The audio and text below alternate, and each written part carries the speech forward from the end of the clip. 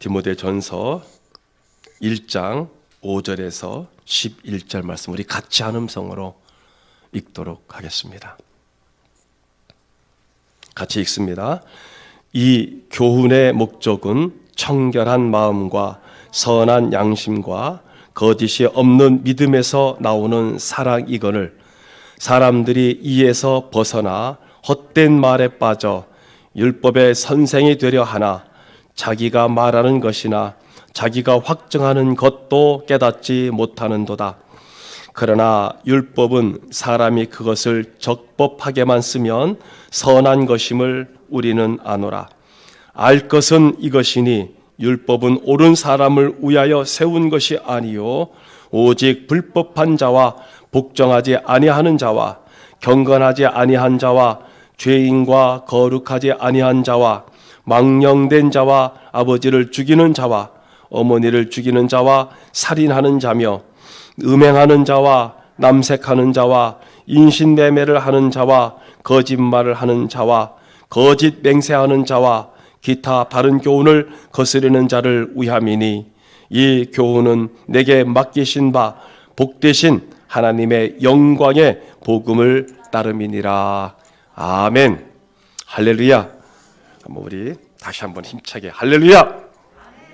지금 우리가 여기 보시면은 9절부터 보시면은 율법은 옳은 지난주에 말씀드렸죠. 옳은 사람을 위하여 세운 것이 아니고 오직 불법한 자와 또 복종하지 않은 자, 경건하지 않은 자, 죄인과 거룩하지 않은 자와 망령된 자와 이것이 십계명에서 1계명서부터 4계명까지 나온다는 그것을 말씀드렸죠. 그래서 당시에 그 랍비들이 십계명을 풀어서 이렇게 당시에 가르쳤다라고 말씀을 드렸습니다. 여기 4가지 계명에서 다른 표현을 말하고 있다고 그랬죠. 불법한 자들이란 법이 없는 자다라고 말씀드렸습니다. 자, 복종하지 않는 사람, 또 경건하지 아니한 자, 그리고 죄인, 거룩하지 아니한 자, 망령된 자. 자, 이렇게 쭉 지금 앞에서 거론한 이 말씀들은 하나님께 대한 계명과 관련되어 있다라고 보겠죠. 자, 그 다음에 말씀이죠. 여기 보시면은 여러분들이 같이 보시면은 그 9절 중반부에 아버지를 죽이는 자와 어머니를 죽이는 자와 살인하는 자 이렇게 나와 있죠. 이 5계명입니다. 10계명의 제 5계명. 부모를 공경하라. 그렇죠? 네 부모를 공경하라. 그 다음에 거기 보시면은 아버지를 죽이는 자, 어머니를 죽이는 자와 살인하는 자. 이것은 제 6계명에 결부되어 있습니다. 6계명에 살인하지 말라 이렇게 되어 있죠. 10계명에. 자, 그 다음 음행하는 자, 남색하는 자, 이건 7계명에 10계명의 7계명에 해당되어 있죠. 그 다음에 인신매매하는 자, 이건 탈취 8계명입니다. 10계명의 제 8계명. 자, 그러면 지금 10계명을 여기 디모데전서 1장 우리 9절에서부터 10절까지는 바로 10계명을 갖다가 쭉 풀어서 얘기하셨습니다. 그러니까 오늘날에도 지금 마찬가지겠죠. 지금 성경 여러분 맨 뒤편에 또 출애굽기에 나와 있는 그 10계명은 10계명의 원본이죠. 원본. 그리고 그 당시 광야에서 시내산에서 주셨던 그런 말씀들입니다. 그러면 우리가 그렇겠죠. 당시 모세에게 직접, 모세는 하나님으로부터 10계명을 직접 받은 사람이죠. 자, 그리고 가지고 내려와서 그 10계명을 그 당시 광야에 있던 백성들이 그 말씀을 직접 들었던 그 당시 청중들은 어땠을까요? 지금 저와 여러분들이 생각하는 이 감정과 그 당시 광야에서 그것도 모세로부터 직접 그 10계명을 받은 그 당시 청중들의 마음은 어땠을까요? 그리고 이 말씀을 읽고 있는 지금 오늘날 이 시대에 저와 여러분들은 어떨까요? 여러분 여기 지금 다시 바울에 의해서 디모데에게 자기 사랑하는 제자 디모데에게 이 말씀을 지금 또 전하고 있습니다. 당시 디모데는 목회를 하고 있었죠. 에베소 교회에 목회를 하고 있었다 이 말입니다. 그런데 그가 나이가 어렸죠. 나이가 어리니까 그 당시 사람들이 그 성도들이 굉장히 아마 디모데를 업신 여겼던 것 같습니다. 그러니까 나중에 보면 뒤에 보면 그런 내용들이 쭉 나옵니다. 자, 그래서 오늘 본문의 말씀을 다시 보시면요, 십계명을 다시 재정립하면서 여기 특히 7계명에 말씀하고 있는 여기 인신매매하는 자와 이렇게 돼 있죠. 10절에 인신매매, 음행하는 자, 남색하는 자, 인신매매하는 자 이렇게 말하고 있죠. 이거 8계명에 관련되어 있다고 그랬죠. 이게 무슨 말씀이냐면요, 당시에 말하자면 바울 당시와 또 디모데 그 지금 하고 있는 이 당시에 지금도 마찬가지겠습니다만 사람을 잡아서 노예로 팔아먹었습니다. 노예로. 우리가 지금 수요일날 말라기를 하고 있습니다만은 느헤미야와 말라기 사이에, 즉 느헤미야가 다시 바벨론을 페르시아로 복귀했지 않습니까? 느헤미야가 복귀했다가 1년 만에 돌아와 보니까 12년 동안 쌓아놓은 것들이 어떻게 됐어요? 순식간에 다 무너져 버렸다고 그랬죠. 그 사이에 있었던 1년간의 사건이 다 무너진 것도 있었지만 또 어떤 사건도 있었냐면요, 이스라엘은 이제 아마 수요일날 나오겠습니다만 이스라엘은 당시에 굉장히 어린 아내를 맞아들였습니다. 제사장들이나 사람들이. 그런데 어쨌든 십계명에는 내 아내를 내 몸과 같이 사랑하라. 여기 다 들어가 있죠. 그런데 1년 만에 느헤미야가 저 페르시아를 갔다 온 지 1년 만에 보니까 세상에 자기 그 어린 아내들을 다 내쫓아버렸어요. 다 내쫓고, 그리고 누구를 데려왔느냐? 거기서 가장 지금 느헤미야 12장 13장에서 가장 많이 강력하게 지금 얘기하고 있는 게 네 어린 아내를 버리지 말라라는 말이 있거든요. 그러니까 자기 부인들을, 어린 부인들을, 어려서 데려온 10대 때 데려온 부인들을 다 내쫓고, 그리고 그 이방 사마리아와 그 지역에 있는 이방 여인들을 갖다가 아내로 받아들인 거예요. 그게 누가 그랬느냐? 당시 제사장들이 그랬어요. 그래서 여러분 느헤미야 12장 13장에 보면은 느헤미야가 그 제사장들의 머리를 쥐어 뜯고 수염을 잡아 뜯고 때리고 큰 소리치고 이런 경우가 나와요. 그러니까 에스라는 달래고 설득하고 이런 성격이었다면은 느헤미야는 잡아 뜯고 위아래 다 잡아 뜯고 막 때리고 막 이랬어요. 그러니까 에스라와 굉장히 성격적 차이가 납니다. 근데 그럴 만한 이유가 있었으니까 그랬겠죠. 그러니까 여기서도 그러는 거예요. 지금 여기 본문의 말씀도. 사람을 잡아서 이건 노예로 팔아먹은 거예요. 그래서 물건을 도둑질하는 것도 나쁜 일인데 하물며 사람을 인신매매한다는 것은 도둑 가운데서도 가장 악랄한 도둑이죠. 우리나라에도 이런 일이 많이 있었죠. 지금도 일어나고 있을지도 모르겠죠. 자, 그 다음에 여기 뭐라고 하고 있어요? 그 다음에 거짓말하는 자와 거짓 맹세하는 자와 이렇게 말하고 있죠. 9계명입니다. 9계명. 10계명 중에서 9계명. 거짓말하는 자와 거짓 증거하지 말라는 거죠. 그리고 바른 교훈을 거스르는 자. 이것은 마지막으로 계명 전체를 총괄해서 하는 말입니다. 그러니까 전부 다 10계명과 관련시켜서 10계명에 위배된 그런 죄들을 여기 간단하게 언급을 하고 있어요. 자, 그러면요, 이제 큰 틀에서 보겠습니다. 지금 세 번째 시간이거든요. 이 짧은 말씀으로 지금까지 말씀드린 것 10계명, 여기 10계명의 목적을 얘기했었죠. 율법은 9절에서 율법은 어떤 사람을 위하여 세운 것이 아니라고요. 9절에 옳은 사람을 위하여 세운 것이 아니요, 그렇게 말하고 있죠. 오직 어떤 사람들? 불법한 자와 복종하지 아니한 자 하면서 쭉 말하자면 10계명에 나오는 내용들이 거의 기록되어 있죠. 그러면 여기서 이렇게 말하고 있는 이 모든 말씀들, 그러면서 거짓말하는 자와 거짓 증거하지 말라, 거짓 맹세하지 말라, 구계명의 말씀대로 말씀 끝으로 그렇게 말하고 있는데, 이것은 뭐냐면 십계명의 가장 큰 목적은 뭐냐면 구약에서의 구원의 조건이 십계명이었습니다. 이것을 지키면 살고 안 지키면 죽는다. 이게 십계명의 구약에서의 구원의 조건입니다. 이것을 이대로 행하면 산다 이랬습니다. 자, 그러면 여기서 왜 디모데전서에서 이것을 언급하고 있느냐? 그러면 신약에서는 십계명을 지키는 것이 뭐냐? 구약에서는 구원의 조건이고 신약에서는 십계명을 지키는 게 뭐냐면 구원의 결과입니다.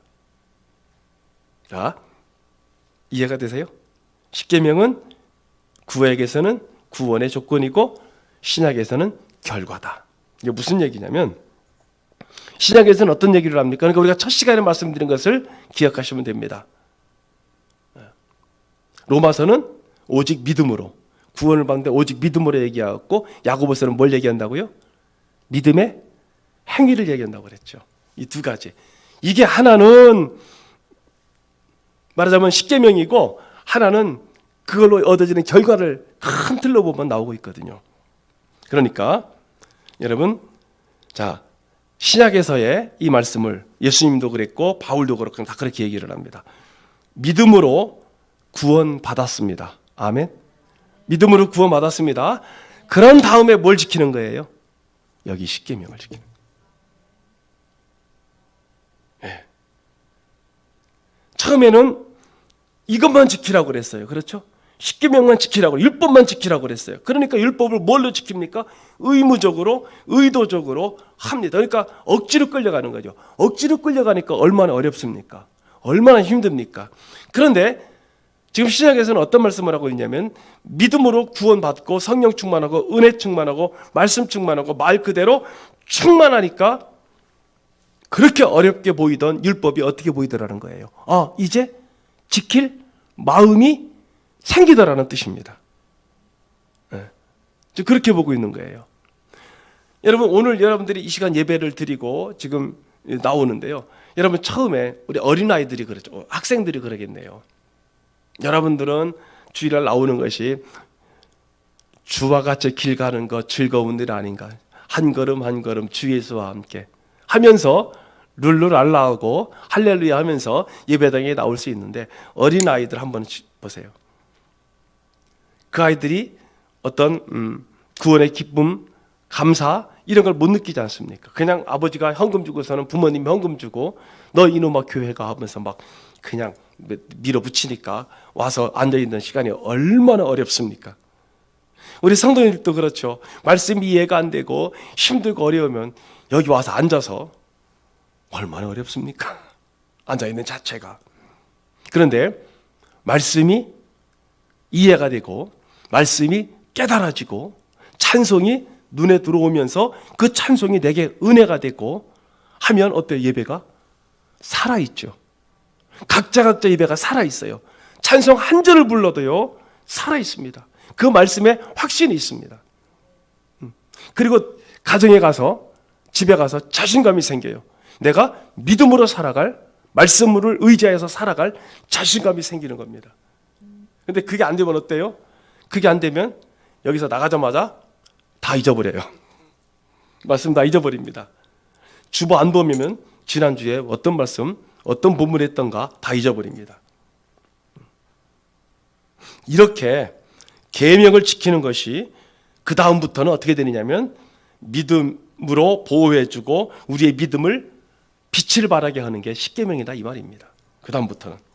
그래서 신앙과 행위를 구체적으로 여기 바울이 디모데에게 말해줌으로써 이런 세상의 죄악에 빠져들지 말고 십계명에 있는 정신을 살릴 것을 말하고 있습니다. 여러분, 착하게 살아라. 그렇게 하면 다 돼요? 구체적으로 어떻게 착하게 살아야 되느냐? 그래, 선하게 살아라. 가훈에다가 지금은 있는지 모르겠네요. 착하게 살자. 가화만사상 써놨다고 칩시다. 그럼 어떻게 가화만사상을 할 거냐? 무조건 그거 붙여놓는다고 가화만사상입니까? 아니잖아요. 그래서 믿음과 행위가 일치될 때 결론적으로 뭐라고 얘기하느냐? 11절 말씀입니다. 11절 말씀. 자, 같이 읽어볼까요? 시작. 이 교훈은 내게 맡기신 바 복되신 하나님의 영광의 복음을 따름이니라. 와, 이렇게 되는 겁니다. 예. 내가 매일 기쁘게 순례의 길 행함은 이렇게 찬송이 있지 않습니까? 왜 이제 여러분들이 여기서 예배드리고 가정으로 돌아가서 정말로 기뻐요, 감사해요. 하나님 너무너무 감사해요. 보는 공기가 다르고 자연이 다르고 하늘이 다르고 모든 것이 아름답게 보여. 왜 아름답게 보이냐? 정말로 하나님의 말씀이 깨달아지고 하나님의 은혜가 깨달아지고 살아가다 보니까, 즉 말씀과 즉 믿음과 행위가 일치되다 보니까 그 다음에 여러분들이 쉽게 얘기하면은 얼굴이 밝아집니까? 안 밝아집니까? 아니 마스크 썼다고 그냥 입국 다물고 있으라는 거 아닙니다. 여러분들 은혜로 살아가면 기쁘면 얼굴이 달라집니까? 안 달라집니까? 달라지잖아요. 환하잖아요. 이게 그 얘기입니다. 하나님의 영광이 여러분들의 얼굴에서 나타난다 이 말입니다. 그런데 매일 막 예수 교회 다니는데 교회만 갔다 오면은 예를 들어서 우리 부인이 교회만 갔다 오면 얼굴이 참 밝아지고 적어도 갔다 왔으면 한 3일 정도는 밝아져야 되잖아요. 일주일은 못 가더라도 3일 정도는. 그런데 갔다 왔는데도 불구하고 얼굴이 보니까 전혀 그냥 승질만 나 있어. 그럼 어떡해? 아이고 오늘 또 예배가 뭐가 잘못됐나 보다. 교회 가서 안 믿는 남편이 그럴 거 아닙니까? 응? 그런데 갔다 오니까 우리 부인이 더 상냥해지고 오늘 반찬이 한 가지가 더 늘어나고 집안이 좀 더 깨끗해지고 환해지고 발걸음이 막 가벼워지고 말이 아주 부드러워지고 뭐가 이렇게 오늘은 뭐가 예배가 달라졌나 보다. 적어도 집에 있는 분들이 이 정도는 알아차려야 될 것 아닙니까? 이게 그리스도의 영광입니다. 이게 이게 행위라는 거예요. 행위. 갔다 오자마자 바가지 박박 긁고 막 설거지 하는데 막 그릇이 막 깨지는 것 같고 이래 되면 도대체가 이게 뭐예요? 이제 뒤에 나옵니다. 이게 그리스도의 영광을 가리는 거예요. 쉽게 얘기하면.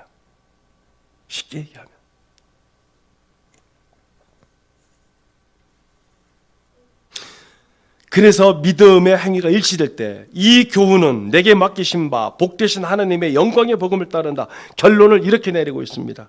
이렇게 믿음과 행위가 하나가 될 때 여러분의 얼굴이 밝아지면서 1차적으로 그런 거예요. 집안의 분위기가 달라지는데요. 이게 뭐냐? 바로 이게 하나님의 영광의 복음이 영광스럽게 빛난다라고 11절에 그렇게 말하고 있는 거예요. 이게 빛나는 겁니다. 그게 찬송가에 내가 매일 기쁘게 순례의 길을 행하면 이거예요.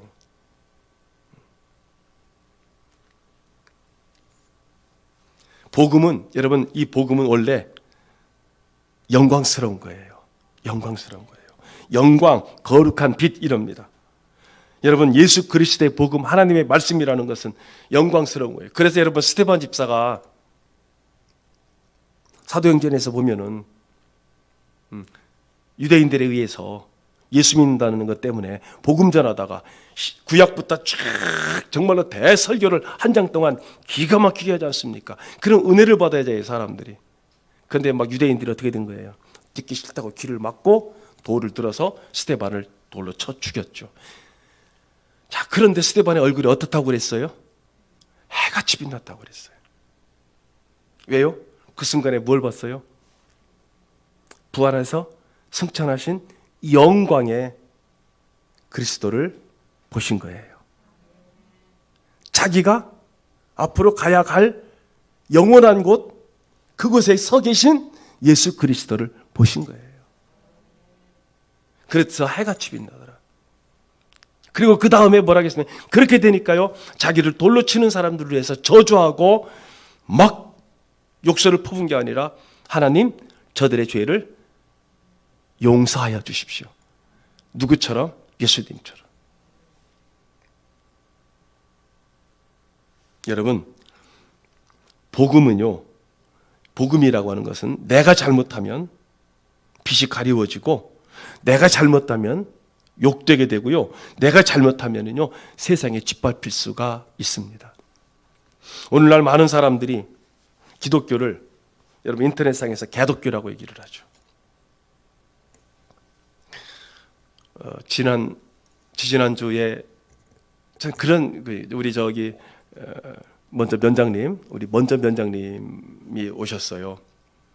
직접 면장님이죠. 신 면장님이요.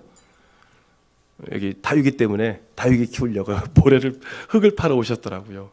오셔서 아이고 차 한잔 하시고 가시라고 하면서 그런 얘기를 하는 중에, 오늘 저희 광고에도 나왔습니다만은, 하는 중에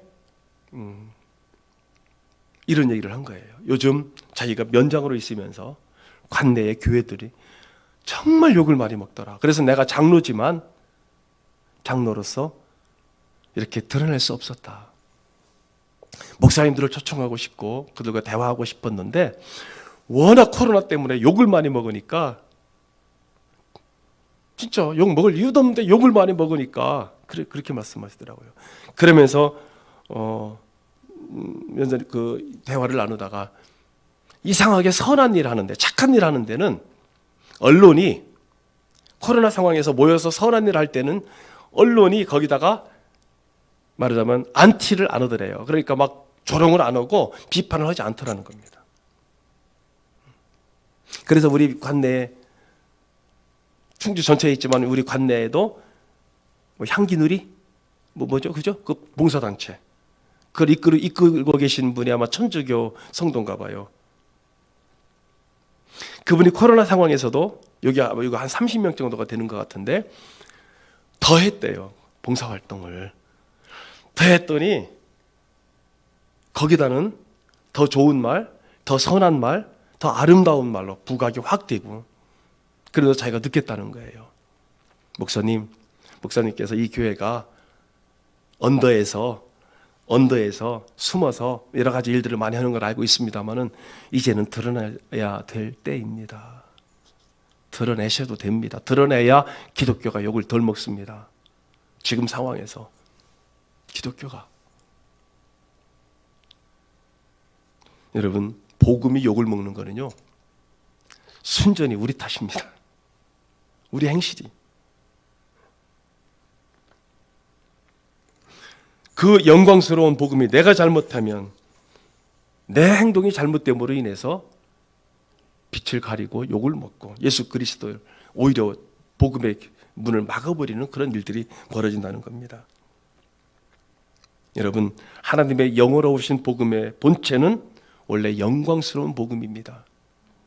그런데 이 복음이 가다 보니까, 살다 보니까 나에게서도 어두워지게 되고 짓밟히게 되고, 내 삶 때문에, 내 행동 때문에, 내 언행 때문에 그렇게 되는 경우가 굉장히 많이 있습니다. 그 원인은요, 여러분, 복음에는 아까 말씀드린 것처럼 변동이 없다고 그랬죠. 복음은 절대 변동이 없습니다. 변함이 없습니다. 우리에게 변동이 있어서 그래요. 우리에게 변함이 있어서 그래요. 우리가 잘못하면 복음이 짓밟힙니다. 그러면 잘못이 무엇이냐? 그렇게 얘기하겠죠. 그것은 믿음 그러는데, 믿음에 뭐가 동행하지 못해서 그래요? 행함입니다. 큰 거 하려고 하지 마세요.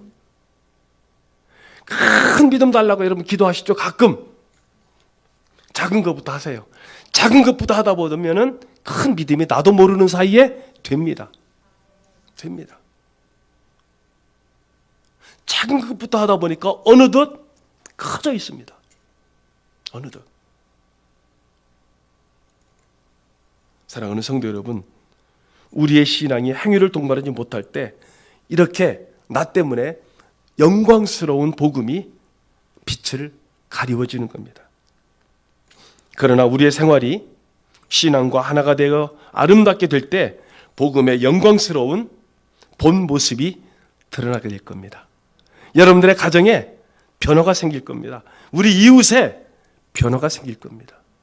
복음의 영광스러운 모습이 빛을 발하기 시작하면. 여러분, 제가 이 사무실에 저 식당에 지금 백합과 튤립을 지난 겨울에 심어놨어요. 이 식당에 가보면은 튤립 하나가 올랐어요. 일주일에 한 번씩 물을 주면서, 여기는 좀 따뜻하니까 그래서 햇빛을 보게 하려고 저 식당에다 지금 갖다 놨는데요, 하나가 폈어요. 튤립이. 백합도 지금 올라올 때가 아니거든요. 근데 이만큼 올라왔어요. 싹이.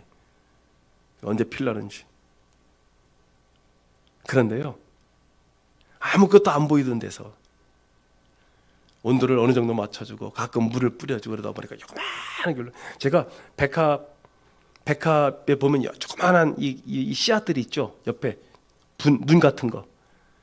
그거를 사실 뿌렸거든요, 거기다가. 근데 막 올라오더라고요. 나 그게 내가 막 여기서 흙을 파다가 해서 풀인 줄 알고 다 뽑아버렸거든요. 나중에 보니 그게 다 백합이요. 무지하게 씨가 떨어지거든요. 옆에서 눈 같은 게 그걸 다 심어놨는데 다 뽑아버렸네요. 나중에 보니까 그게 백합이요. 아무것도 없는 곳에서 그 조그만한, 우리가 겨자씨만한 믿음이라고 그러잖아요. 겨자씨 눈에 안 보일 정도잖아요. 참깨씨만 하잖아요. 그게 흙 속에서 뿌리가 나고 뿌리가 내리고, 그래서 그게 올라와서 아름다운 꽃을 피우고 열매를 맺는 거예요. 여러분, 우리 믿음이 처음부터 막 여기 성경에 있는 것처럼 아브라함 같은 믿음, 막 본토 친척 아비를 떠나고, 여러분 본토 친척 아비를 떠날 때 아브라함이 어땠는데요? 그러니까 우리가 역사를 잘 알아야 된다는 게 그거예요. 안 돼가지고, 우상장사 안 돼가지고 갈대아에서 하란으로, 현재 이란에서 이쪽 아람 시리아 북쪽의 하란으로 올 때는요, 이 우상장사가, 아버지 우상장사가 안 돼가지고 다시 고향으로 돌아간 거예요. 거기서 있다가 아버지 데려가 죽고 난 다음에 온 거거든요.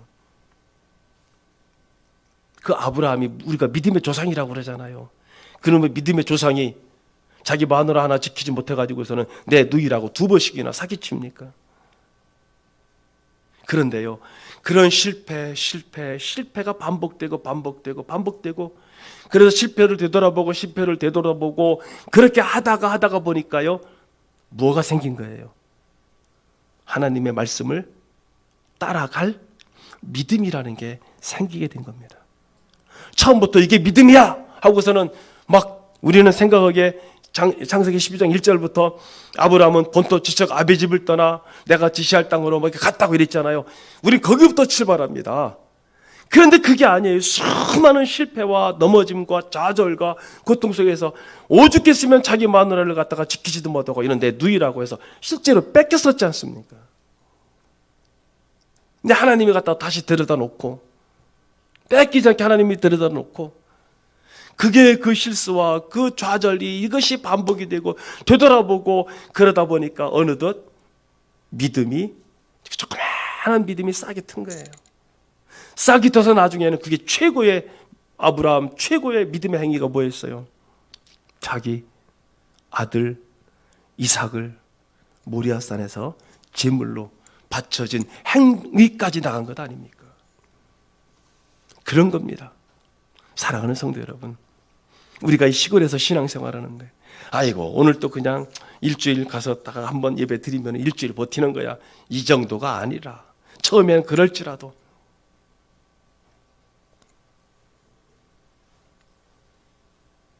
내 삶의 하나하나를 믿음의 행위가 하나씩 이루어짐을 통해서 여기서 하나님의 영광이 반짝하네, 여기서 하나님의 영광이 반짝하네, 내가 조금 이렇게 열심히 하다 보니까, 우리 남편이 달라지네, 우리 지역이 달라지네, 우리 사회가 달라지네, 조금씩 하다가 보니까 나중에는 큰 산을 옮길 만한 그런 믿음의 소유자들이 될 줄로 믿습니다.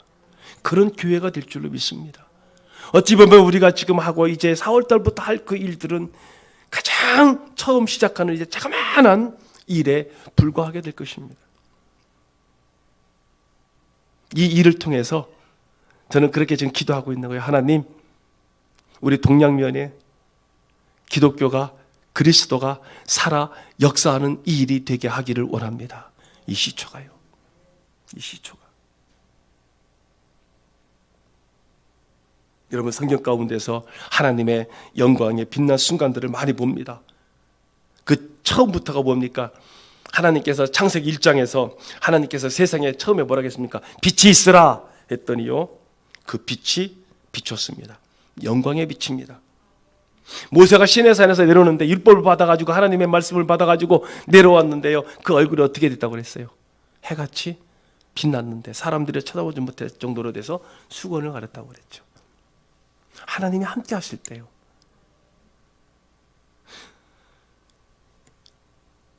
또한 백성들은요, 모세가 하나님과 대화할 때 그 얼굴이 빛났다고 그랬습니다. 또 그랬어요. 예수님 신약에서 예수님께서 저 변화산에서 변화하셨을 때 베드로를 비롯한 거기 세 제자들이 있었지 않습니까? 예수님의 얼굴이 빛이 났고 어째서 광채가 나서 세상에서 빨래하는 자가 그렇게 희게 할 수 없을 만큼 희어졌더라 이랬죠. 영광이 거기 있습니다. 이 영광이 여러분에게로 나타날 수 있다는 뜻입니다. 얼굴이 해같이 빛나네, 해같이 빛나네. 여러분들의 얼굴이 영광스럽고 여러분들의 얼굴이 기쁨이 차 있고 여러분들의 얼굴이 평안이 있는 게 그게 뭔지 아십니까? 그게 그리스도의 영광이 나타난 겁니다. 그 영광의 얼굴이 여러분 맨날 찡그리실 겁니까? 맨날 내천짝 긋고 있을 겁니까? 맨날 화가 나 있을 겁니까? 그럼 어떻게 되는 거예요? 여러분들 얼굴에서 하나님의 영광이 가리워지는 거죠.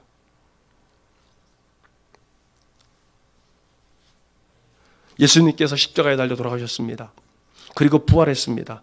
그 부활을 본 수직하던 군사들이 그 얼굴을 쳐다보지 못하고 땅에 넘어졌다고 그랬습니다. 예수님 부활하신 얼굴을 엠마오상의 두 제자는요, 예수님의 얼굴을 볼 수가 없었습니다. 왜요? 영광의 빛이 넘쳐났기 때문입니다. 마지막으로 요한계시록의 반모섬에 요한은요, 그리스도의 나타나심을 보았을 때에 영광의 빛이 넘쳐서 현 세상에 살면서 영원한 세계를 바라봤다고 얘기합니다. 세상의 종말을 바라보고 내세를 바라보고 모든 것을 환상을 통해서 요한은 보았습니다. 왜요? 요한에게 그리스도의 영광이 넘쳤습니다. 여러분, 성경에 수많이 있고요, 그리고 오늘날 살아가는 성도들에게도 이런 일들은 넘치고 넘칩니다. 이것이 복음의 본연이고요, 이 본연의 모습이 우리에게서는 가끔 나지만 대부분은 가려져 있다는 얘기겠죠. 여러분, 가끔 나지 말고 이제부터는 날마다 나타나시기를, 넘치시기를 주님의 이름으로 축복합니다. 우리의 신앙과 우리의 행위가 온전해질 때 우리의 신앙은 빛을 발할 수 있고요, 하나님의 영광의 복음은 본연의 모습대로 나에게서 드러날 수가 있습니다. 행복한 모습이죠.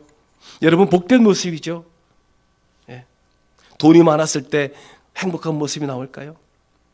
내가 이루어지는 일들, 소원하던 일들이 이루어졌을 때 여러분 행복한 일들이 나올까요? 그 다음에 어떤 것들이 드러납니까? 아이고, 돈은 많은데 건강한데 갑자기 죽음의 두려움이 엄습하면 어떡할까? 사랑하는 성도 여러분, 말씀을 맺도록 하겠습니다. 우리가 앞에서 쭉 보았던 분들의 모습들, 또는 우리나라에서도 주기철 목사님이라든지 손영환 목사님이라든지 왜 그분들이 그 길로 갔을까요? 예, 그리스도의 영광된 삶의 모습을 확신했기 때문에 그렇죠. 오늘 저와 여러분도 마찬가지인 줄로 압니다. 이제 여러분들이 예배를 마치고 또 가정으로 돌아가실 거고 내일부터는 직장으로 또 돌아가실 겁니다. 작심 3일이 아니고 일주일간 다음 주 예배드리기 때까지 그 그리스도의 영광이 차고 넘쳐서 다음 주 올 때는 더 기쁜 마음으로 승리해서 예배드리시는 저와 여러분 되시기를 우리 주 예수님 이름으로 간절히 축복합니다. 거룩하시고 복되신 우리 주 여호와 친아버지 하나님, 우리 주님의 놀랍고 크신 은혜와 사랑을 진심으로 감사를 드립니다. 살아계셔서 역사하시고 그리고 온 우주 만물 이 세계를 주관하시는 여호와 만군의 주 하나님 아버지, 정말로 우리가 우리의 삶 속에서 그리스도의 영광을 가리지 않는 삶을 살 수 있도록 하나님 함께하여 주시옵소서. 우리 입술에 파수꾼을 세우사 오히려 남에게 위로를 주고 남에게 용기를 주고 남을 오히려 더 높일 수 있는, 그리스도의 영광을 더 드러낼 수 있는 우리의 입술이 되고 우리의 행동이 되고 우리의 생각이 될 수 있도록 하나님 함께하여 주시옵소서. 내 말 한마디 때문에 남편이 또는 주변 사람들이 또는 이웃 사람들이 만약에 기분 나빠하고 만약에 그들의 마음이 상한다면 하나님 그리스도의 영광을 가리게 될 것입니다. 하나님, 이제부터는 우리가 조그마한 것부터 실천하게 하시고, 그래서 조그마한 겨자씨만한 믿음, 말 하나, 행동 하나부터 시작해서 하나님 이제는 시간이 지나고 연이 지나고 수많은 해가 지났을 때에는 나도 모르는 사이에 큰 믿음을 소유할 수 있는 우리 전원교회 사랑하는 성도들 됨을 믿사옵고 감사를 드리며 예수 그리스도의 이름으로 축복하며 간절히 기도드리옵나이다. 아멘. 이제는 우리 구주 예수 그리스도의 크신 은혜와 하나님 아버지의 지극하시고 만극하신 사랑하심과 성령님의 감화, 감동, 내주, 교통, 멸려, 평강, 평안하심이 이제 믿음과 행동이 일치되는 삶을 살기를 결심하는 우리 사랑하는 귀한 성도들의 삶 위에 저들의 일하시는 일터와 가정과 저들의 자녀 손들과 앞으로 태어날 새 생명과 태어난 생명들 위에와 영상으로 가정에서 예배를 드린 사랑하는 온 성도들 삶 속에 이제로부터 영원토록 하나님의 위로하심과 하나님의 놀라운 축복하심이 넘치시옵기를 나사렛 예수 그리스도의 이름으로만 복될지어다. 아멘. 아멘.